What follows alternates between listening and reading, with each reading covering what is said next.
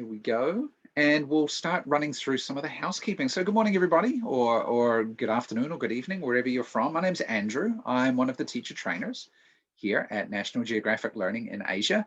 And welcome to another of our webinars. We're running the Experience It, Learn It, Use It series of webinars where we give you an introduction to the different programs we teach. Give you a few ideas about how to teach them by modeling these lessons for you a little bit. Today we're doing something a little bit different. We're going to have a focus on a particular type of activity that you do during teaching about previews, warm-ups, and readiness activities, what we usually do before we get people started, okay? So let me walk through some of the housekeeping pieces to start. So as I've mentioned a couple of times already, if you can please change your chat options to all panelists and attendees just above where you type your comments in the chat box. If you change that option, then everyone can see what you're typing. If you just do all panelists, then I can see it, but nobody else can, okay? So please change to all panelists and attendees. Thank you very much. If you're watching on Facebook Live, I can't interact with chat with you on Facebook Live. Sorry, that requires too many windows open at the same time. But you're welcome to join us on the Zoom link if you're aware of where that is. Just go to ngl-asia.com and you can register in the Zoom session if you prefer. Okay, great. Now you can also use the Q&A box today. Please use that if you want to ask questions that you would like me to take a moment or two to answer. If you put them in the chat box, they will disappear as people use the chat box. But if you put them in Q&A, they'll get kept and I can answer them at the end of the session, okay? Today I'm here by myself. My usual partners, Will and Kitty, are not here today. Will is on vacation in Singapore and Kitty is away getting her second COVID vaccine injection. So good luck, Kitty. And yeah, we'll see Kitty and Will again in the future, but I'm just here by myself today. Okay, great. So I thought what we do today is just a little differently. Let's just talk about this topic for 2 or 3 minutes about what we do with these kinds of activities, okay? So why do we do previews, warm-ups, or generally speaking, get students ready? So in the chat box, why do we do these things? Why do we preview? Why do we warm up? Why do we do readiness activities with our students? Okay, so Arlene says to prepare the mind, to engage with the students, activate their schemata, nice word, Amir. Yeah, get their brains going, right? Get their attention, raise their awareness, to motivate them, yeah. To get their attention, to break the ice, yeah, that's a good one, Dennis, okay? Yeah, lots of good things you're putting in, right? Get them thinking in English, prepare the lesson, right, to get ready with the lesson material. Yeah, lots and lots of good reasons, right? Have them know that the lesson is starting. That's always a good one. Yeah, Arlene. But yeah, we want them to be in the zone, getting ready to learn, right? That's why we do it, okay? And so what's the benefit to learning when we do these kinds of activities? How does it help our students learn better, more effectively, right? So it sets the mood, it increases focus, is really nice. Draws attention, yeah, gets them looking at you, right, if that's what's needed. Yeah, to get the prior knowledge ready within the lesson at hand. Yeah, that's a good one, Jelena. Nice. More engaged in the lesson, yeah. Builds confidence, Jessica, I like that one, yeah. That's very, very true, actually. If you go over things that people, if it's reviewing material or warming them up on something they know, it builds their confidence in terms of, yeah, I know this, and then they feel better about what's coming up, right? To review previous lessons, yeah. Unlock difficulties, yeah, to go over anything that we're not quite clear on that's going to help us in this lesson. Set expectations, yeah, tons of good reasons, right? Yeah, there's lots and lots of good reasons.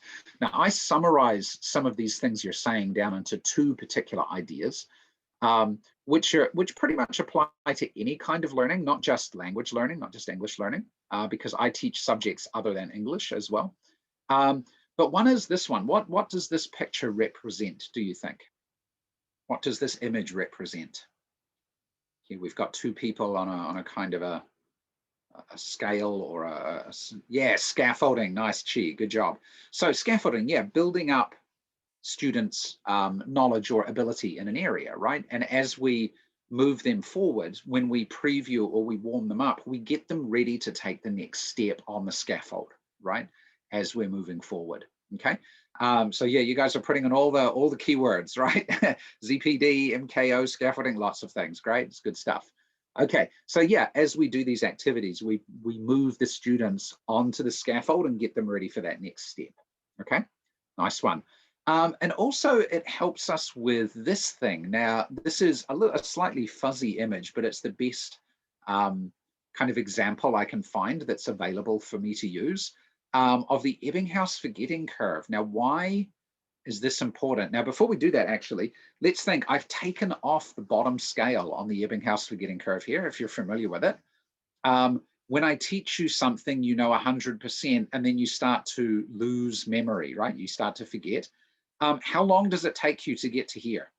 So what's the time that's missing at the bottom here? Rudy's guessing 1 hour, 1 day, 20 minutes. I've got a range of options here. Okay. Yeah, actually, 1 week, wow. Okay, depends. It actually depends on what you're learning, and it depends on how it's received, and some other factors as well. But Ebbinghaus, who did the original curve back in the day, it was about 20 minutes for the type of learning that he was doing until you forget around about 1/2 of what you've just learned. Okay, it happens very, very quickly. Okay. Easy way to experience that for yourself is go into a room of people that you don't know and learn the names of 10 people and then see how quickly you forget them all. How many can you remember 15 minutes later, right? But it isn't very long, right? It's not very long at all. So the question is, how do we beat that? How do we overcome the forgetting curve, right? And one way is with previews and warm-ups that involve review material, right? Because if I do something with my students and they start to forget, and then at about this 20-minute mark or sometime around there, I go over that idea again, then I rebuild that up to 100% again. And then they start to forget again, right? And they start going down the curve. But then maybe at the end of the lesson, I go over that idea again, then I bring it back up to here. And then they start to forget, and then I see them next week, then I build it back up again. And after a while of doing that, they don't forget, right? They retain the knowledge or the skill or whatever it is that I'm doing with them, right? So as Amir is saying in their staged revision, right, we want to review and revise all of the ideas that we're teaching regularly to help our students remember and recall, and also to build and develop their skills, right? And this is what it means to be a teacher, right? Yeah, I mean, a lot of you know this from practice, okay? But one thing is we need to do this a lot. We need to do this a lot to be able to help students build up these ideas, okay? So with those ideas in mind, if I just erase all this, because I'm gonna need the PowerPoint again later, let's take a look at what we're doing today. So I'm gonna go through some of these example activities on previews and warm-ups and readiness activities using a World English, one of our programs for adult learners, okay? And this one is, as noted on the side here, it's for an advanced beginner level, A2 on the Zephyr scale. And at this level, the students, if you're familiar with the Zephyr scales, students are comfortable with communicating, but they'll often do it in basic patterns, and they don't change their language structures very much. They're often saying the same things with just different words inserted, right? So the idea here is that what we want to do is give the students more ways to express themselves on their ideas, okay? Also, of course, today, as I'm going through this lesson, this is not a young learner lesson, this is an adult lesson. Adults obviously have a lot of ideas in their head. They've got a lot of life experience, right? And they have the ideas, but they just have trouble expressing them in English, okay? So we can talk or introduce a lot of ideas and people will know what we mean, but maybe they just have trouble expressing it, okay? Great. Okay, so let's take a look at what we're doing today. I'm gonna switch screens and go to the lesson content, and I'm gonna start with a preview. Now, actually, just before I do this, I will say one more thing. As I'm going through and doing the lesson today, I'm not really going to teach the vocab and teach the grammar. Really, I'm focusing on that very first piece, the preview, the warm-up, the readiness activity, okay? We will look at the other parts of the lesson, but we're going to focus on that beginning piece in each section, okay? So let's take a look at the first one here. So, wow. Okay. What do we see here on the screen at the moment? What is this? What is this that we can see here? Boo, says somebody. The All Blacks. Okay. Someone's a Wallabies fan. Okay. The Maori, the Haka, the All Blacks rugby. Yes. Okay. A lot of you are familiar with this particular group of, in this case, men. Yep. The Haka, right? What is the Haka? You know this, right? Some of you know this. What is it? What is this? It's a war dance, says Polensi. Yes, very good. A traditional dance, a traditional chant done by the Maori, the native people of New Zealand.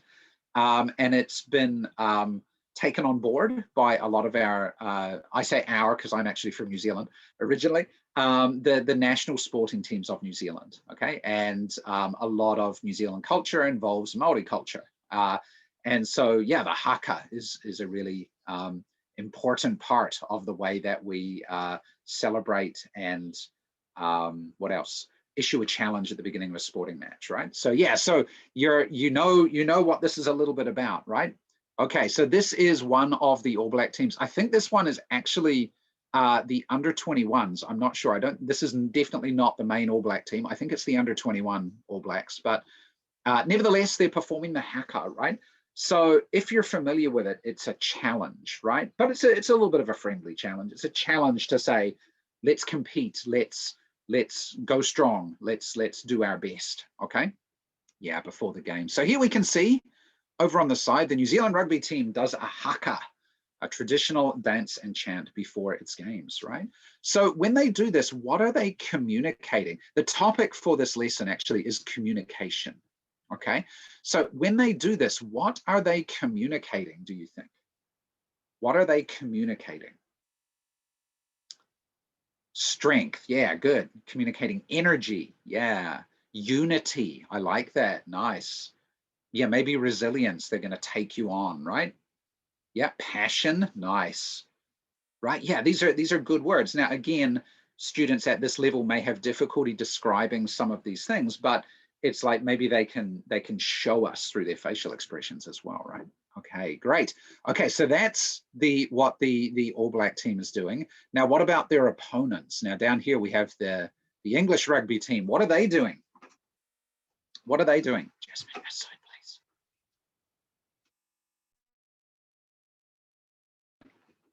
Okay, so what are they doing? Sorry, my daughter just entered the room. I had to get rid of her. Okay, holding the line, yes. Showing their unity, true, right? Very nice. So that, yeah, as we all do this, if you've ever done this together, it's about being strong as one team, right? Solidarity, nice word. Very good. So again, how would your students say this? But introducing this idea of, are these people communicating? Are the English team communicating by voice? Are they communicating by voice? They're not, right? So they're communicating by body language, basically, right? And by togetherness. But there are communication forms in here, okay? Yeah, okay. So if we go up, let's zoom out a little bit here and let's look at the questions for our lesson today. So at the top, it says, what are these people doing and how are they communicating? We've already talked about that. And then it says, number 2, in what ways do you communicate with your friends and family? So in class, I would actually get my students to talk in pairs first and then with the class later. But when you're talking or communicating, not just talking, but communicating with your family or your friends, how do you do it? How do you communicate with your friends or family? You text message. Okay, that's one way of doing it. Yeah, sure. Eye contact, nice. Verbal and nonverbal, yeah. Gestures, yeah, we talk, yeah. Yeah, we have so many gestures, right? So much body language that goes on, yeah. Face to face, yeah. What about, do you ever communicate with facial expression? I just did it with my daughter who walked into the room. She's only like 9, but you might have seen my face. Actually, that wasn't planned. She just wandered in. And it was like, Jasmine, get out of here. But it's like trying to give her the message. She needs to go, right? Yeah. So there you go. That was an example. Yeah. Ah, Jessica, I like your comment. Jessica, you need to change your chat options. My mother can communicate entirely in facial expression. She looks at you and she's like, right? She's doing this, right? And you're like, oops, what did I do now? Okay. So yeah, that thing. And I know as a teacher, if you've ever taught younger students, especially, you have the teacher look, right? With a capital L, right? And it's just like, right, you look at your students and then, whoops, what did I do? I need to sit down. I need to do whatever. This is communicating, right? Yeah. Okay. Very true. Okay, now what I'm going to do is I'm actually going to stop share for 1 second. I need to prepare something on the next slide. Just give me 1 second. Talk amongst yourself for a moment. I just need to hide something here. Here we go. So that you can't see it. Set. There we go. Okay. So now I can share again.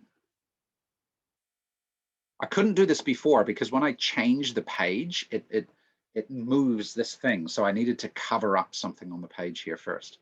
Okay. Very good. Telepathy sometimes with your students. Yeah, you can look at them and they know what you're thinking. Very true. Okay, now what we're going to do is in the vocabulary section here, we're not actually going to start with part A. We're going to go down here. We're going to go down here to, whoops, Daisy, sorry, wrong page. Nah, now I've lost those things. Doesn't matter. Ah, I hit the wrong button. Okay, so what we're going to do is we're going to go to this activity, which is actually B. Now we've got some different words here. Oh, Zoom is annoying with chat windows sometimes. Okay, I can't scroll because Zoom is in the road. Okay, can I do it now? Okay, that'll do. So I have some different words here you can see on the screen. Okay, we have emails, text messages, smartphone, video games, internet, TV, social media, game console. Okay, so if we start at the top, okay, and we look at this picture over here, and I have too many Zoom windows. I'm going to get rid of that one. Okay, see if we can. Zoom has too many windows. Okay, so emails, the first one, or text messages. Which one is this one up here, do you think? This one on the top left with the hand on the phone. What's that? Text messages. Okay, so I think we need to join these two together, right? Okay, like that. Okay, what about this one over here? What's this one on the right-hand side at the top? Right-hand side at the top. What is this? Social media, maybe? Okay, well, let's see what our other options are. Social media, video games, smartphone, emails. What is that one, do you think? Maybe it's social media? Okay, let's try social media and see if that works. Okay, cool. Let's try some other ones. Okay, now this one over on the left-hand side, number 2 on the left. What's this one? Email. Okay, so email. Cool. Now number 2 on the right. What's number 2 on the right? Oh, it's a little hard to see. It's very, very small. Can we zoom in on that one? Oh, I just showed you the answer. It's a smartphone. I hit the wrong button again. Okay, what about this one here? What about this one? Number 3 on the right. Number 3 on the internet. Okay, so let's click that. Good job. Okay, what about number 3 on the left?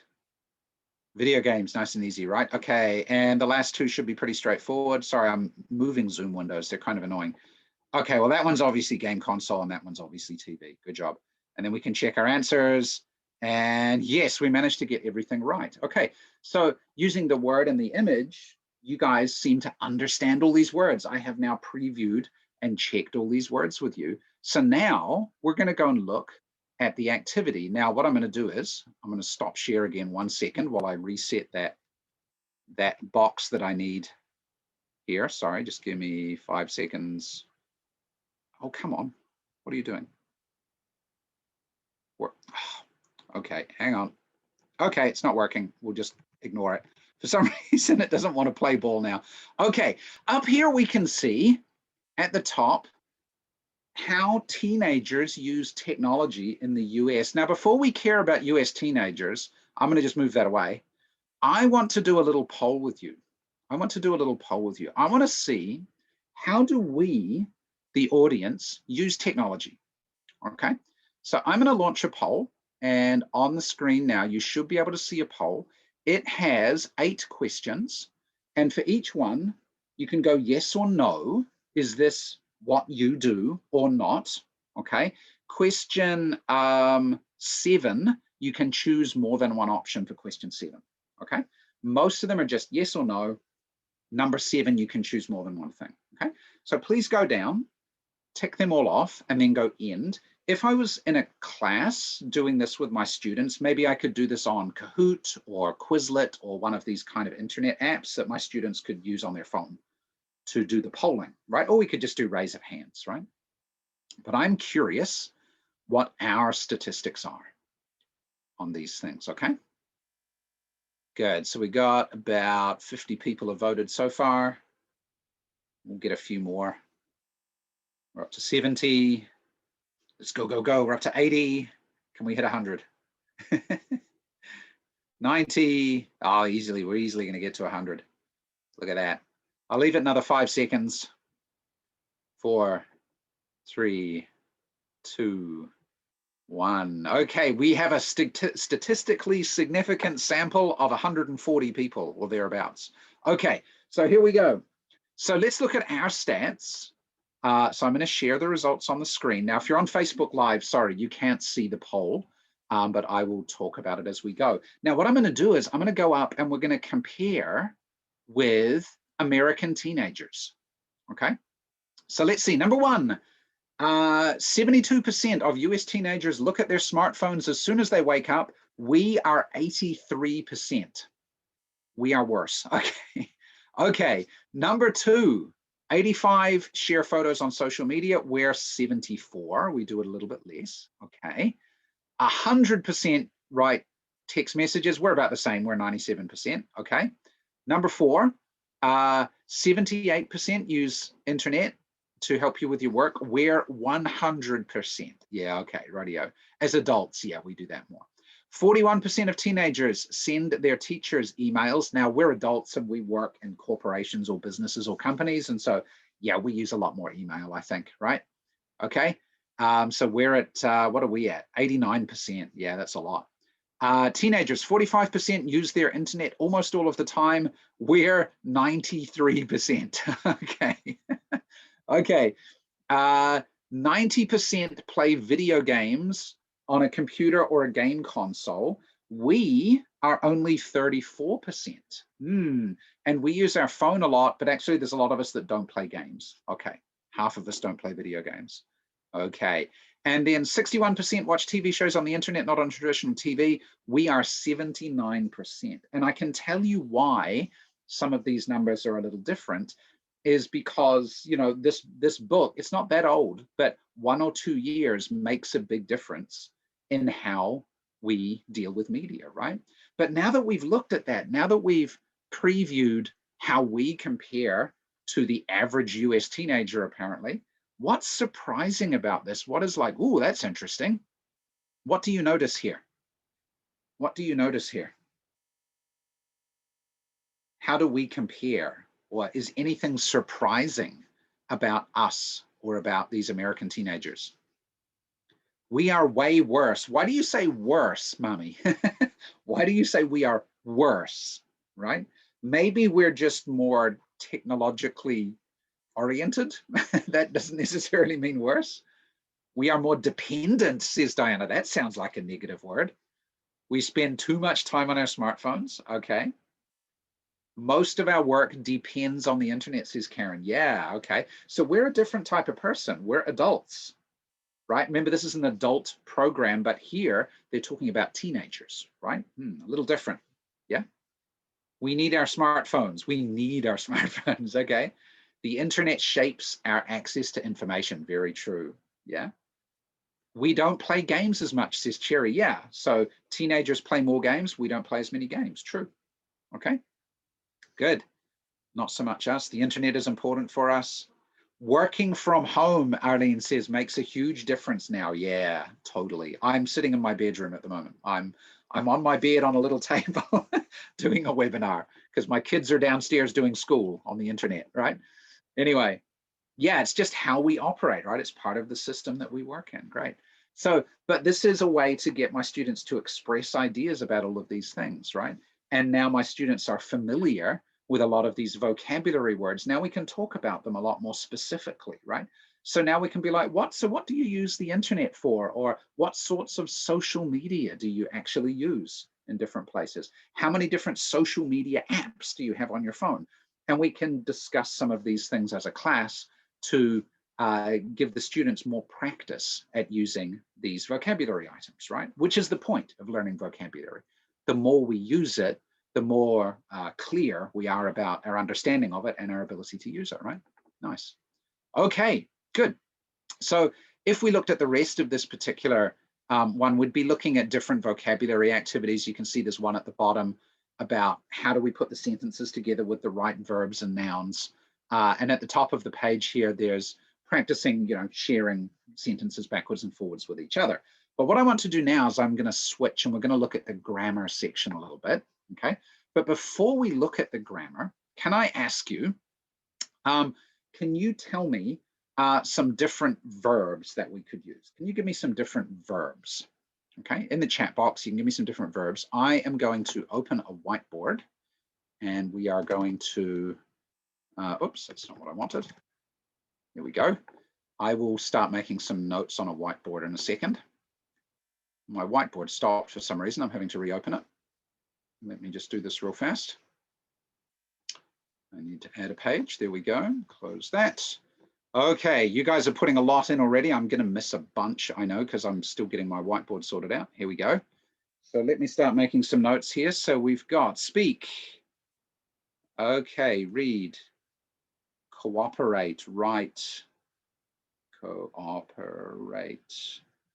Okay, is. Okay, that's definitely a verb. Share.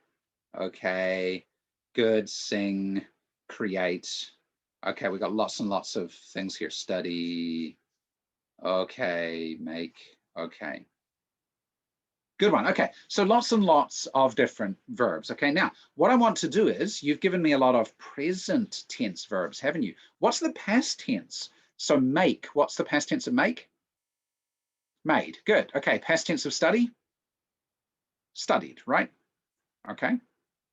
And I could go through, I'm not going to do them all, but I could go through and we could practice the difference between present tense and past tense. And obviously future tense, we just need to say will, right? Will make, will study. Okay, right. But now I'm going to look at some different verbs. So let me just put a divider line down here. I want to focus on a few particular verbs. Now I have some written down here and a couple you actually gave to me. Okay, so I want to look at this one, shared. That was down the bottom here. We got that one. Let's see. I want us write. We're going to say wrote. We had that one as well. Good job. I'm going to go with sent. I'm going to go with gave. I'm going to go with told. Bought. Okay, and stole. Okay. Actually, no, I'm not going to use stole. Stole doesn't work quite as well. Let me get rid of stole. Let's just use these 6. Okay. Great. Now, it's not so much that they're regular or irregular verbs. That's not what I'm looking at here. So these are verbs. Now, question. And again, this is going back to a review preview, like warming up for the activity that will come later. How do we make a sentence? What are the 2 basic things we need in a sentence? If we make a sentence, what do we need?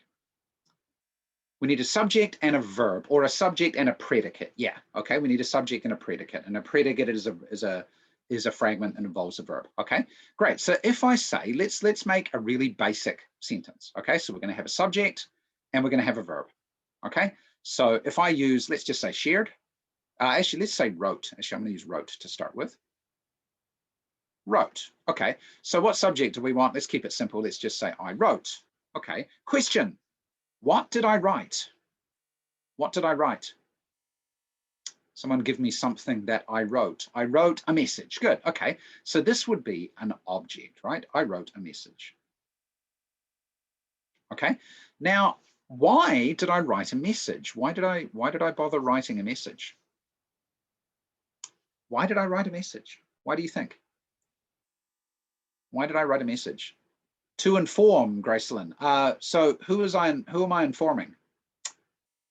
For my students. Okay, I wrote a message to my students.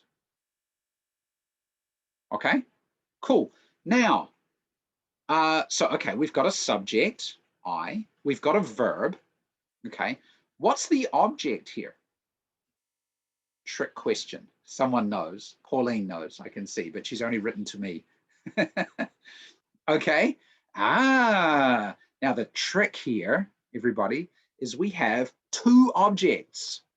This is also an object. My students are an object, and the message is also an object. Now some of you know this because you're teachers, but your students wouldn't know this, would they? So I can say I wrote a message to my students. How else can I say that? I can say it this way as well, can I? I wrote my students a message. Okay.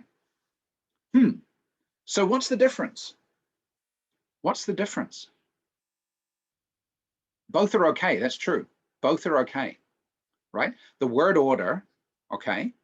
And so when I do word order, that's about style. It's about focus, right? It's about what I want you to pay attention to, right?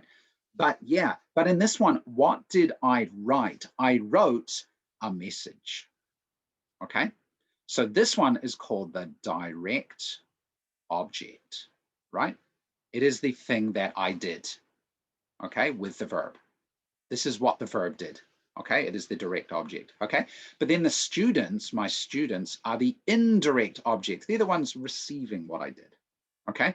So I wrote a message and then I gave it to my students, right? So I wrote a message to my students. They are the indirect object. So we can have two kinds of objects. We can have direct object, what the verb actually is, and then the indirect object, right? What about I changed this? What about instead of I wrote, what about I use the next word there?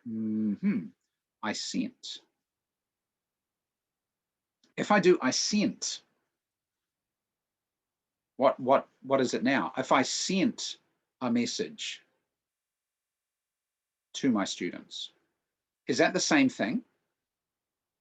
Is it still message is the direct object and students are the indirect object? Yeah, cool.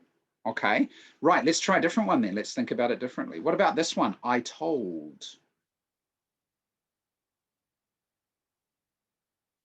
If I told a message to my students, is that the same still? I told a message to my students. Now it seems a little different. Why do you think it's different? Some people are saying, yes, it's the same. Okay. Interesting. So when we use different words, it gives us a different impression, right? Okay. Obviously, this one is I'm saying, right? Okay. But do I tell a message or do I tell my student? What do I tell? What do I tell? I still am giving a message, right? So it's still kind of the same thing. This is interesting, right? Okay. Yeah. So when we do these different verbs, we can now use these ones to come up with some different sentences. So if I switch screens, let me go back to here and let's zoom in a little bit. Boom, boom, boom. Then we have different ways we can put together the direct and the indirect object. So here on this one, I sent, if I use the pen here, where are we, pen? Here we go. So I sent a photo, right? Oops, why can't I write there? I sent I can't write. I'm going to use the different tool. Let me do it this way. Oh, stop. Zoom, go away. Zoom is giving me too many windows again. Okay, let's try this. It doesn't want to erase. No. Okay, I'm giving up on that. I'm using this tool instead. It doesn't like me for some reason. Okay, so I sent a photo and I gave it to Mike, right? Okay. What did I buy? When I bought something, did I buy her? No, I didn't buy her, did I? Right? I bought a smartphone, right? And I gave it to her. Okay. What about this one? I give you or I give a call. Did I give you to somebody or did I give a call? No, I gave a call to you, right? Okay, so this one, we have to watch out for what is the thing that we're giving or sending or buying, right? Yeah.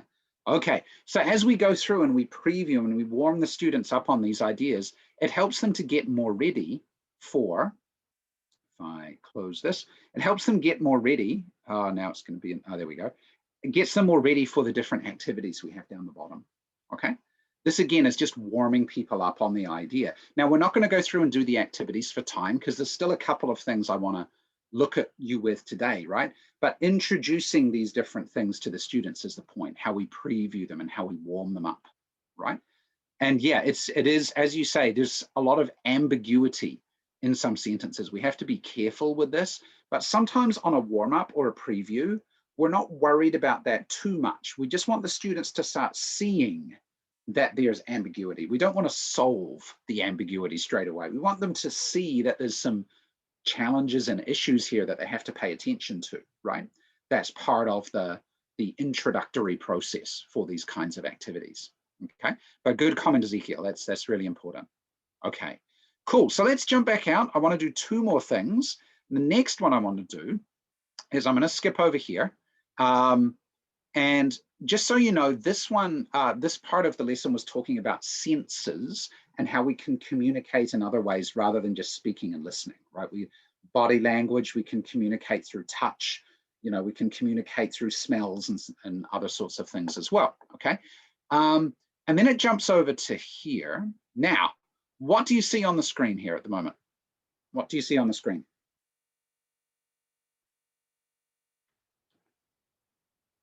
Am I sharing the right screen? Let me check. I am sharing the right screen. Good one. Elephants. Yeah, 2 elephants. Are they little elephants? How do you know? Do you think they're little? Can we tell? Are they adult elephants or baby elephants? What do you think? Small tusks? Well, that just could mean they're female, right? Yeah, because the males tend to have the big tusks. But yeah, all elephants are gigantic. Yeah, well, actually baby elephants come up to your hip roughly when they're born. They're not that big. But anyway, point is that yes, there's elephants. And what's the title of this article? The title is, Do You Speak Elephant?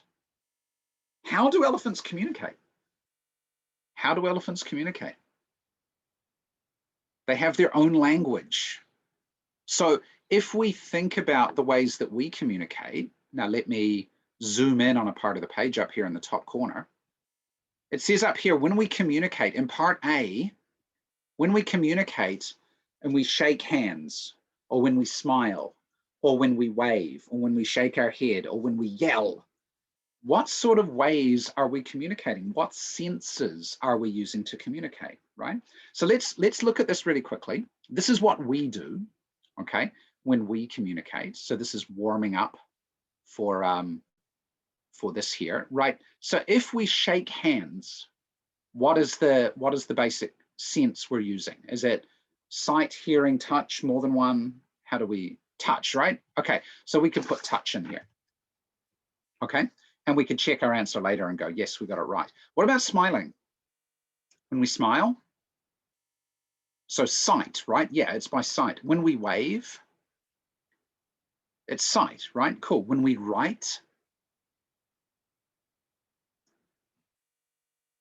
sight. Okay, now here it says touch, but that's because they're saying you use your physical ability to actually write. That's why they say touch on this one, okay? Kissing. Yeah, mainly touch, okay? I don't think you're looking too much while you're kissing, okay? Shaking your head would be sight, right? Nodding your head, right, would be sight. Laughing, okay, would be sight and hearing because you hear it as well as you see the expression of the person's face, right? Yeah, okay. So what do you think for elephants? How do you think elephants communicate? So if you look at this photo, and I zoom back out again, do you think elephants communicate by touch? Do you think that's what's happening in this photo? Yeah, they can, right? They can communicate by touch. How else do they communicate? By sight, yeah. So I guess elephants have body language like we do, right? And hearing, exactly, right? Now, I have an interesting little quiz for you about elephants, right? Because I did a little bit of research about elephants to think of some things we could talk about with elephants before we read this article to get you previewing and thinking about how elephants communicate. Not everything is in the article, and you don't need to know everything. You can guess, because all the questions are either true or false. Every question is true or false, okay? So let me go to this one. There are 5 questions. Each one is true or false. You should be able to see it on the screen now. Okay. Question 5 is kind of about me because I studied physics at university. So okay. True or false for each of these ones? True or false? So I'll give you another 10, I'll give you 20 seconds or so. Evelyn, you made an interesting point there. Verbal, big ears for hearing messages from afar. Okay. Okay, let's see if we can get 100 again. We're up to 50 already. See if we can get 100 responses, because then we've got statistical significance. Okay, and we're at 100 already. Good job. I'll give you 5 more seconds. 4, 3, 2, 1. Okay, that'll do. We'll stop there. Okay, let's look at the answers real quickly, share the results. Here we go. So number 1, real quick, elephants can communicate at frequencies of sound that humans cannot hear. True. The lowest sound that humans can hear is 20 hertz, if you know the frequency scale. Elephants can go down to about 10 hertz, right? They can communicate with sounds that we just cannot hear. Just like dogs can hear sounds that humans can't hear, elephants can hear and make sounds that we can't hear, okay? Okay, number 2, elephants can communicate over distances of more than 2.5 miles or 4 kilometers. True, that is true, right? Elephants can communicate over very long distances. Number 3, the main reason elephants can hear over long distances is because of their big ears. That one is actually false. Okay, that's not the main reason. Big ears help, but it's not the main reason. The main reason is because they use low frequencies. The lower the frequency, the further the sound travels more efficiently. Okay, so that's the reason why. Okay, now there is another couple of reasons as well. But number 4, elephants talk more in the morning. And that one is false. Actually, elephants communicate or talk more in the late afternoon or the early evening. Now, the question is, why do they do that? Right? And that's the answer to number 5. Physics can explain why. Yes, physics can explain why. Where do elephants live? Elephants live, generally speaking, in savanna, in plains areas, right? In relatively flat areas, right? In continental landmass, okay? And what happens during the daytime in those areas is that, generally speaking, the air close to the ground is hotter and the air up above is cooler, okay? But when you get to the late afternoon, that turns around, okay? The air above the ground is warmer and the air near the ground gets cooler as you get closer to nighttime, okay? And what happens is, if you have sound in the daytime, when the air is hotter at the bottom and colder at the top, the sound will travel up like that, okay? The elephant makes the sound and the sound will do this, okay? It will go towards higher altitude, right? But at nighttime, or in the evening, excuse me, when it's cooler and hotter, the sound will bend back down again, okay? Right? And so what happens is, elephants in the late afternoon can talk and hear over longer distances, like up to 10 miles or more, 15 kilometers or more. So the communication travels a lot further in the afternoon, and therefore elephants, through evolution, have figured out they can communicate better in the afternoon. Interesting, right? Okay, so there you go. There's your science for the day, okay? Cool. But now that I've got my students interested in elephant communication, now we can get into the reading, right? And we can look through, and as we see the reading, if I zoom in on the reading, it talks about how we communicate and how elephants communicate. And elephants understand body language, and they send messages with their whole body or their trunks or whatever. Now over here, it also says, elephants have very large ears, which means they can hear other elephants from as far away as 2.5 miles. But now actually we know that this is a simplification, right? There's a bit more going on than just the size of their ears, okay? And so it's, they're all physicists, good one. But the point is that we've got a basic statement here and we can say, well, yes, but there's a bit more. And so sometimes you want to share with your students that, yes, elephant communication is amazing, but even here, this article is keeping it simple. And maybe we can go and find out some more. And maybe that can be one of our other activities. Let's go research how elephants communicate. Okay, cool. Do we know what elephants are saying exactly? No, we don't, but we're starting to figure it out, right? Actually, apparently, we only figured out that elephants communicate in these low frequencies that we can't hear only about 20 years ago. That was when we figured it out, right? So yeah, it was someone who was doing studies into elephants figured this out a while ago, but not so long ago, right? We're learning all the time. Very cool. Okay, now the last thing I want to do is I want to do a video with you, but I want to show you a couple of ways to preview that video. So what I'm going to do is I'm going to go back to my PowerPoint because this is just an easier way to present it to you. Let me set it up here. Okay, so when you do video, whoops, hang on, I need to stop. Don't want you playing yet. Okay, when you do video with your students, how do you often warm them up for the video? What do you do to get them ready for a video lesson? What do you do? In the chat box, let me know as I switch screens here. What do you do with your students? So you give an introduction to the video. Silent watching, says Mohammed. Yeah, that's what we're going to do in a second, Mohammed. Give them some questions, prep them with vocab, watch and listen. Yep, start with questions. Yeah, do it, give an introduction, talk or activity, elicit words. Yeah, lots of things, right? Now, Mohammed mentioned silent watching, okay? So I think on the screen now, you can see a video, okay?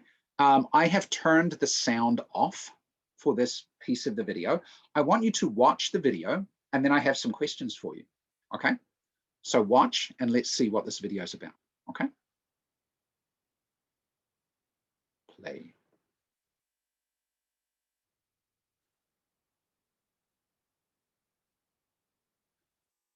Okay.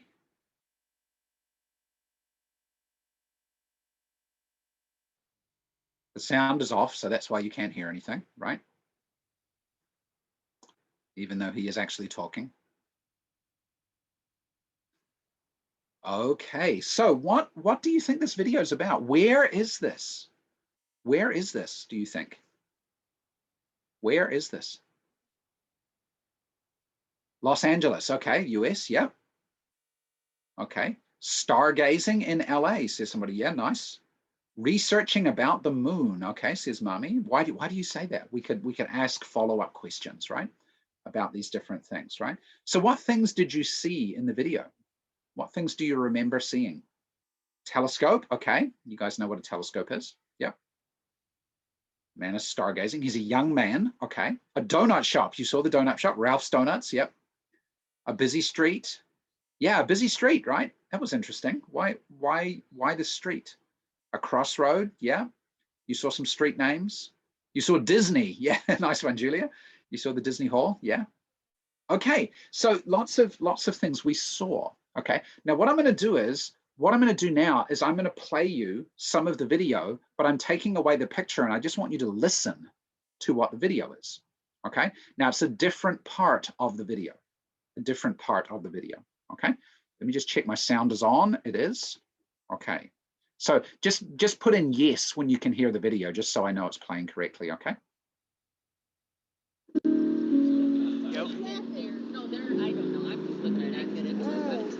Oh my gosh! Whoa, that is... Oh, Tommy, check this out! Oh, man. Oh, man. Is that awesome? Yeah, That's pretty awesome. No way. No way.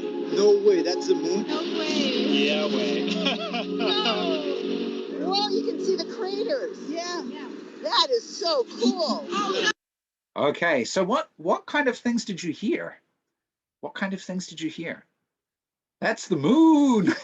Something amazing, right? Crater, excitement, reactions. That is so cool. Exclamations, right? Yeah. Do you say those kind of things too when you see something interesting?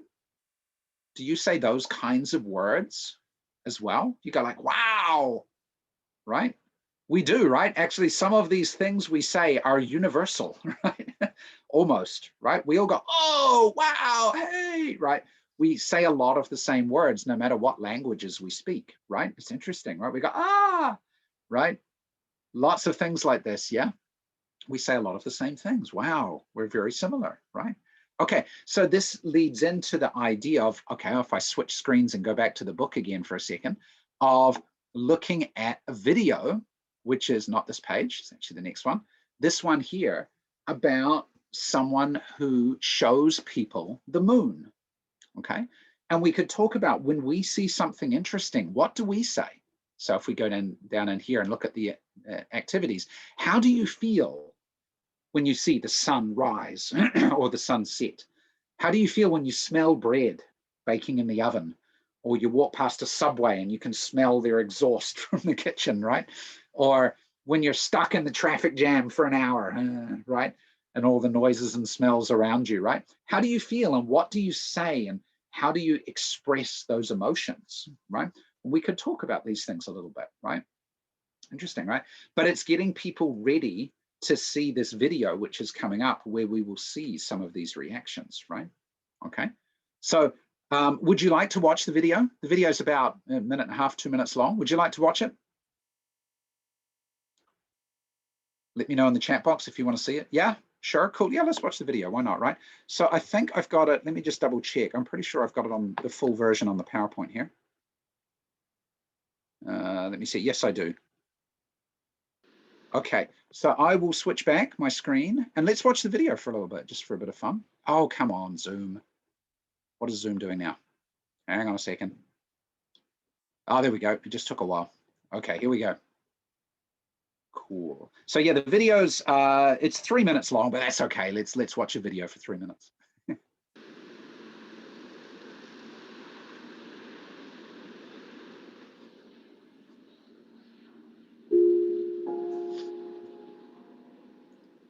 One night I was bored in my apartment and decided to take my telescope out to the sidewalk.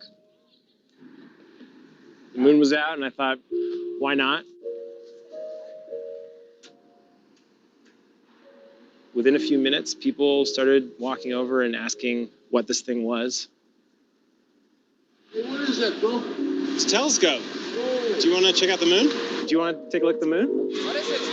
It's the moon. Where am I supposed to look? You're supposed to look right here. Oh, indeed. Yeah. That's where it all started, and it just sort of went from there.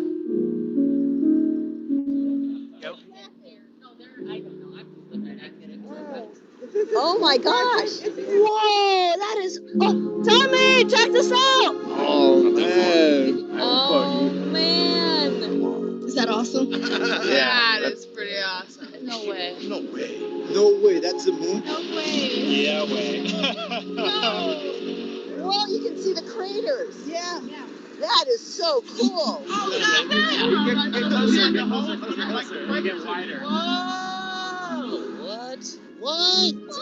Look at the edge. I want to see more of it. I know.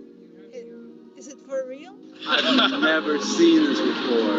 Oh, crazy. This is amazing. Wow, that is intense right there, boy. Woo! Bro, that look like that's right down the street, man. Man, what you got here, man? That look like that's right down the street. Yeah, isn't that amazing? It's right. Is that an actual image of the moon? Is it like a live image? It's that right there. He doesn't believe him.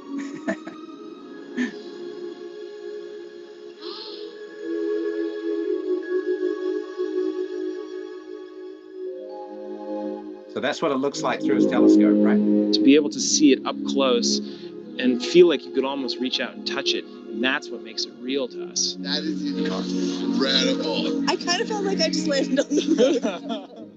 It makes you realize that we are all on a small little planet, and we all have the same reaction to the universe we live in. Wow.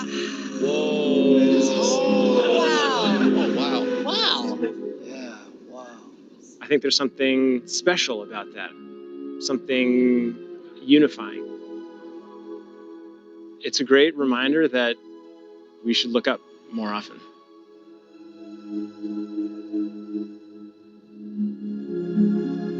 There we go, very cool. So I hope you like that little video, and you get the point. Is like we're trying to give emotion through that type of video, right? Using the World English Program, right?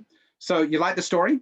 The guy, that gentleman, why he's there, he did a TED talk, right? And the TED talk was something we borrowed parts of for the program because we work with National Geographic and TED for a lot of our content, and World English involves TED in the programs, right? But it is a great story, right? It is a great story. And so when you can set that up and warm your students up on that idea and then give them that experience, like how do they feel, right? And how willing are they to then share, you know, their own feelings about what they saw and things like that. A great way to get people talking, right, is to watch some cool videos like these sorts of things, right? Yeah, nice one. I mean, that's one of my favorite videos from within this program, but it has there's a lot of great videos and ideas that are shared through some of these programs. I love working at National Geographic Learning. Anyway, very cool. Well, I hope you found this interesting today, and it's given you some ideas for your classes as well about setting your students up and giving them previews, reminding them of things they already know. You know, as someone just said in chat, arousing curiosity, getting people thinking, getting them engaged and motivated, right? Lots of fun things you can do. So here's a little bit of information about the World English Program. But if you'd like to know more, as we usually do, let me pop up another poll where you can just say, if you want to find out more about this program, just tick yes, please. If you don't want to, you don't have to answer, or you can just say no. If you say yes, we'll send you some more information tomorrow through email about this particular program, right? World English, and you can find out a little bit more about it yourself, okay? But we're about on time. We're actually a minute or two over, but that's okay. So let me just run through the final couple of wrap-up points here for today.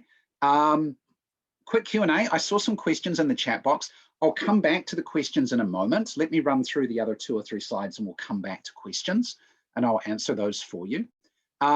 Just tomorrow, as I mentioned, I'll send you an email and the email will have your certificate for attending as well as the link to the session recording for today.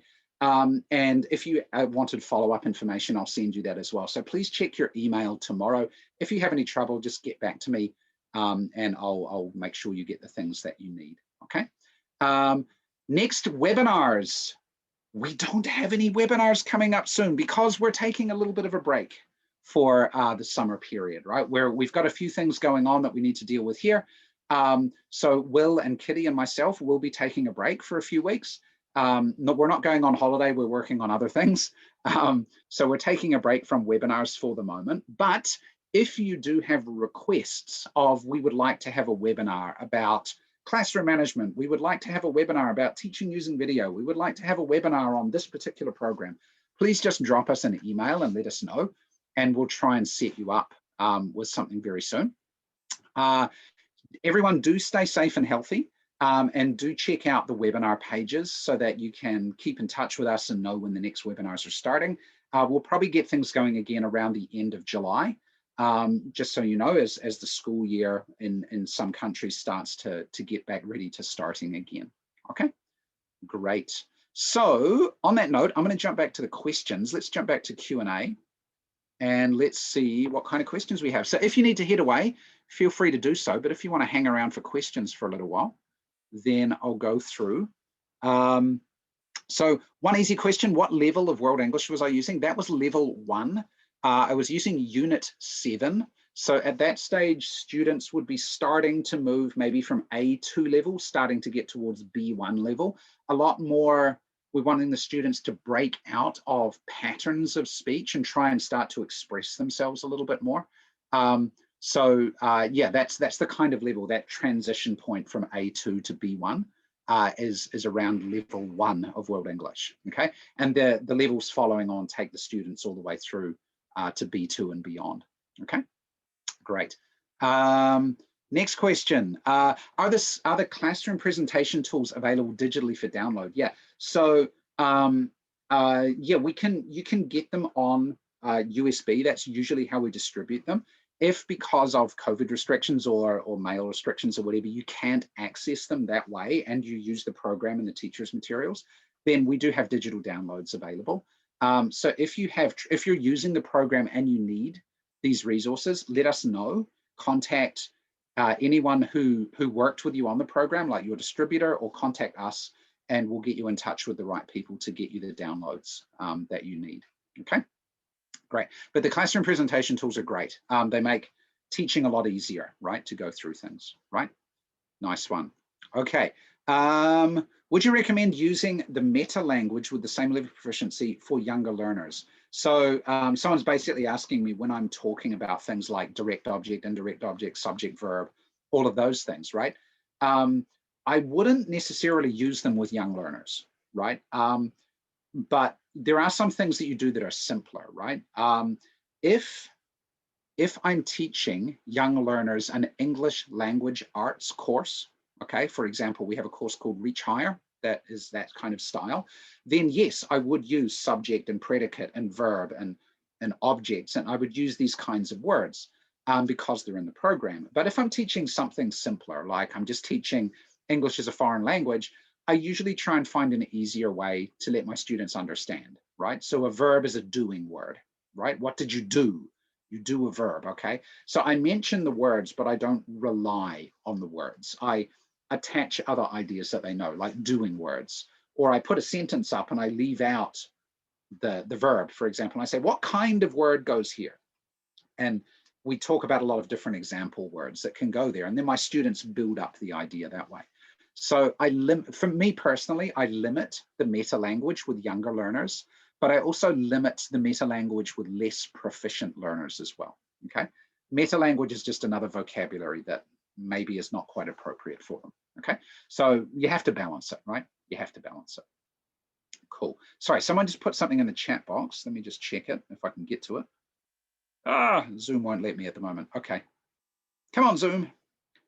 It's a little bit laggy at the moment. There we go. Now it's working again. Okay. Is there a link for the demo of this classroom presentation tool? Ask Clifford. Yes, there is. And I will send it to you if you asked for more information. Okay. So Clifford, I'll remember your name. And if I don't see you on that list, I will send you the email. Okay. As well. Okay. Thanks for asking. A group photo. Actually, we can't do group photos. Sorry, someone's asking, can we do a group photo? Because I can't put you all on camera. But at least you can see the recording. Okay. Okay. Sorry about that. Okay. Good idea, though. I've got a Toastmasters meeting tomorrow night where we do group photos on Zoom.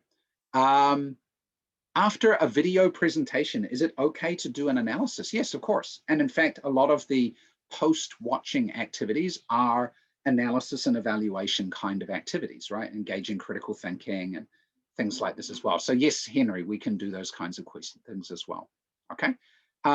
Polynesia asks, is this approach, some of these things I do, valid for younger learners? The answer is yes, but again, you have to change the style of your activity just to be more appropriate for that audience, right? So maybe I like with a video, I would still let them watch with no sound. I would still let them listen with no visual. With the elephants one, maybe I do that same sort of quiz, but maybe I just change the language to make it easier for my younger students, right? But I often do a lot of the same kind of things. I just have to make sure it's age appropriate, right? And language appropriate. Cool. So CEPHR, someone asked, I think someone's asking CEPHR as an approach. CEPHR is a scale to measure ability. It's not an approach, right? CEPHR is a scale from A to C, basically how proficient are you in English? It's the Common European Framework of Reference for Language Learning, right? And so, yeah, CEFR is a scale that you can use to measure. It helps you figure out which book is most appropriate for my students based on how they speak, how they do things, right? Nice one. Okay, someone just in the chat box just said, didn't get the information about the certificate. Because you've attended, that means I've got your email address, and tomorrow I will email you the certificate and the recording. So that's how you get the certificate, okay? Thank you for asking to clear that up. Nice one. Okay, nice job. Let me see any other questions. When will WorldLink 4th edition become available? I can't say too much about it. There's work being done. I won't say more than that at the moment. But 3rd edition is the current version, okay? So, yep.